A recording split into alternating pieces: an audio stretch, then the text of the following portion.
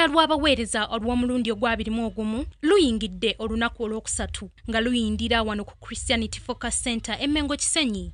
Olukungaana olutambulira ku mulamwa ogwa Oli Mwana Waani lutadde essira ku buli muntu ssekinnoomu okutegeera ddala wa omukisa gw'omuntu gye guva. Okusinziira ku muweereza ali ku bugenyi Omusumba Robert Kaziwe okuva e Canada, ebyawandiikibwa bikiraga bwatu nti okussa mu bazadde b'omuntu ekitiibwa ly'etteeka lyokka eririko endagaano ey'okuwangaala. Kale n'olwekyo buli muntu ssekinnoomu ateekeddwa okutegeera baani bayita abazadde olwo ategeere wa omukisa gwe gye guva. Byawandiikibwa byaleka bitusomesa nti bakadde obasseemu ekitiibwa mu Katonda ennaku zo zisobola okubeera ennyingi.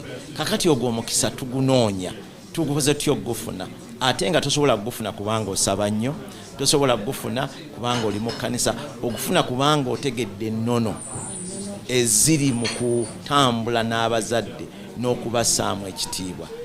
Olukungaana luno olukyagendera ddala mpaka olunaku olwa Sande lusombodde abaweereza ba Mukama okuva mu buli nsonda munda mu ggwanga ne wabweru w'eggwanga. Okusinziira ku Musumba Kaziwe n'abazadde b'abakkiriza kibakakatako okusimba omusingi ogugumidde mu baweereza nga bazimba emisingi egy'enjawulo egitambulira ku mazima n'ekigambo kya Bayibuli olwo baleme okufuuka bannakyemalira mu buweereza. Senga nnyinza okufuna taata asobola okunkuliza Badawudi 6 Badawudi 10 era okiraba nnyo mu bintu ebisinga obungi mu bukulembeze omukulembeze bw'abaawo kikosa naye omukulembeze bw'abanga ayimusizza abakulembeze abalala ne bw'aba avuddewo ekyo kyatandise kigenda mu maaso. Okusinza, okusaba, okwegayirira n'okutendereza Mukama bye bimu ku bintu eby'enjawulo abakkiriza bye beesigamyeko okwewaayo mu maaso ga Mukama.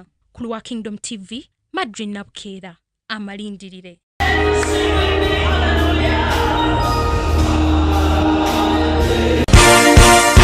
This is Kingdom TV.